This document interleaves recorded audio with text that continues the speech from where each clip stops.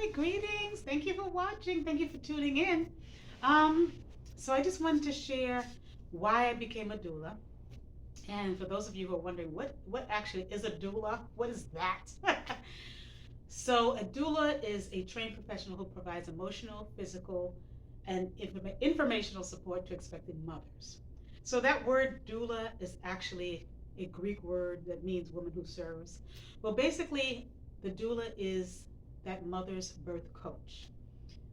The doula attends the mother's birth. She's there with her the whole entire time, encouraging her, supporting her, helping her to advocate for herself, helping her with different positions to get into, helping her with different comfort techniques and positions and measures to help her to have a comforting experience as possible during these intense moments that she will have during labor.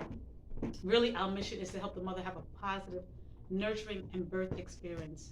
So, as a doula, normally we provide two prenatal visits, and we're there with her the entire time she's in labor, up until about an hour or two um, when the baby is born. And then we offer two postpartum visits. There are birth doulas and there are postpartum doulas. And so that's basically what we do. So why I became a doula. I became a doula because I absolutely always loved helping mothers. I always loved helping women. And I became a doula because as a mother, when I had my baby, it was such a miraculous experience. It's like that moment when you have your child and you're like, oh my God, I really did this. Like I really did this. Like I really pushed a human being out of my body. And so having that support having that support and that encouragement is such a huge deal. Okay, I've had the opportunity to work with mothers who were single mothers, and also women who had husbands, had their partners, and also women who had up to 5, 6 children, and all of them expressed how important it is to have that support and that they appreciated me being there for them during the time that they were giving birth to their babies. It's a real amazing experience, and it's an honor to be able to do this work.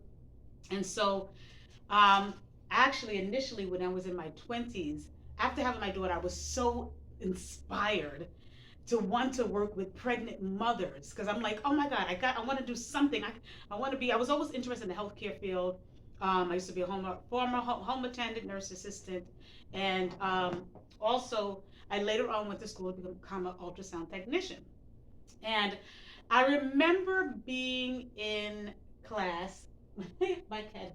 I remember being in taking my training because I remember being in my ultrasound school and helping people in class, and it was just so fascinating to me because we learned not only OBGYN, but we did learn a general ultrasound. So I do ultrasound on in general in terms of liver, kidney, checking the liver, kidney, spleen, pancreas, uterus, things like that. But anyway, I remember in class just loving it, and but I also remember something happened on my internship. I remember being an internship and having this woman on my internship in the OBGYN department say that she did not want to help me because no one really helped her.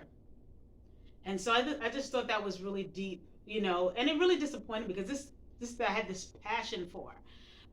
This particular woman didn't want to help me, and because for her it was hard, it was challenging, and she felt like I'm not going to help somebody get my position. I'm not going to help you. Why should I help you?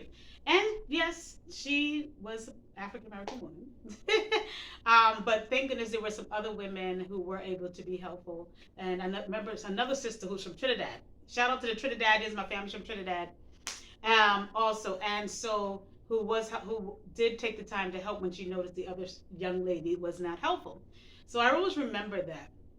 Um, and also, there was a time where I remember working with a Jewish gentleman who basically showed me the ins and outs of general ultrasound, the abdominal, kidneys, all that other stuff. And so I have really appreciated working with him, and we ended up having a really great. He was a great mentor in terms of that department. And so, I remember working in ultrasound, finally getting a job in my 20s as an ultrasound technician. and realizing, not everybody was there to really help people, and I really didn't. There's some things that I didn't like, and I remember actually resigning from my job. Something I probably regretted later on in life because it was so hard to find a position job as an ultrasound technician. I didn't realize that it was so competitive and it was so challenging. I remember my professor, he really bigged us up, and he was like, listen, because he was a doctor, and he was like, listen, charge as much as you want in terms of what you want to make. I mean, he really, he was like, I trained y'all to the point where there should not be any problems getting a job. But anyway, when you learn, you go out there in the world, you really see that people are not that nice, and it's challenging, and sometimes, and it just was it wasn't that easy. So that was a job that I did regret leaving.